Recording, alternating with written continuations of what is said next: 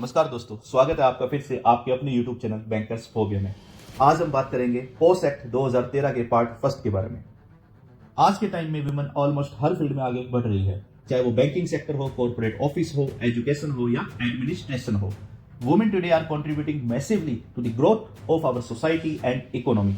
लेकिन एक important question अभी भी खड़ा होता है, क्या हर वर्क प्लेस वुमेन के लिए ट्रूली सेफ है? और अगर किसी वर्क प्लेस पर कोई वुमन अनकंफर्टेबल या अनसेफ फील करे तो उस सिचुएशन को हैंडल करने के लिए लॉ क्या कहता है? इसीलिए इंडिया में एक महत्वपूर्ण लॉ बनाया गया, पोस्ट एक्ट 2013।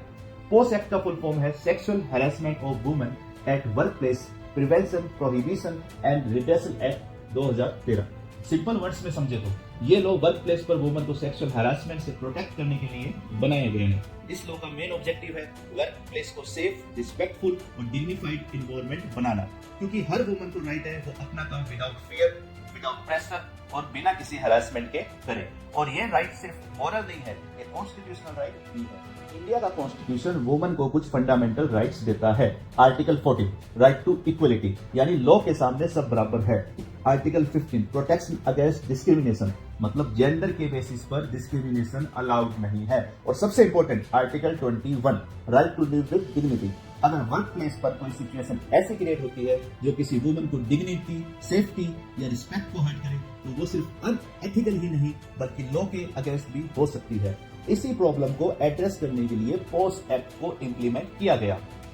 अब सबसे important question, sexual harassment actually होता क्या है? पोस्ट एक्ट के अकॉर्डिंग अगर वर्क प्लेस पर कोई भी unwelcome behaviour of sexual nature किसी वुमन को अनकंफर्टेबल, अनसेफ या ह्यूमिलिएटेड फील करता है तो उसे सेक्सुअल हैरेसमेंट माना जा सकता है। एग्जांपल के लिए इनएप्रोप्रिएट फिजिकल कांटेक्ट या गेस्चर्स, सेक्सुअल फेवर्स की डिमांड या रिक्वेस्ट, सेक्सुअली कलर्ड रिमार्क्स या कमेंट, पोर्नोग्राफिक कांटेक्ट दिखाना या कोई भी वर्बल, नॉन वर्बल या फिजिकल बिहेवियर जो वुमन को अनकंफर्टेबल फील कराए।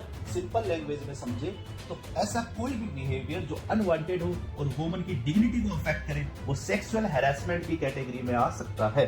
पोस्ट एक्ट का पर्पस सिर्फ पनिशमेंट देना नहीं है, इसका रियल ऑब्जेक्टिव है वर्क प्लेस पर रिस्पेक्ट और सेफ्टी का कल्चर क्रिएट करना। हर ऑर्गेनाइजेशन की रिस्पॉन्सिबिलिटी है कि वो एम्प्लॉइज को सेफ वर्किंग एनवायरनमेंट प्रोवाइड करे और हर एम्प्लॉय की रिस्पॉन्सिबिलिटी है कि वो पोस्ट एक्ट के रूल्स और बाउंड्रीज को समझे। तो आज के वीडियो में हमने पोस्ट एक्ट के बेसिक कॉन्सेप्ट समझे। नेक्स्ट पार्ट में हम बात करेंगे सेक्सुअल हैरेसमेंट किन सिचुएशंस में कंसीडर किया जाता है और इंटरनल कंप्लेंट्स कमिटी यानी आईसीसी का रोल क्या होता है। इसलिए अगले पार्ट के लिए बने रहे बैंकर्स फोबिया के साथ। धन्यवाद।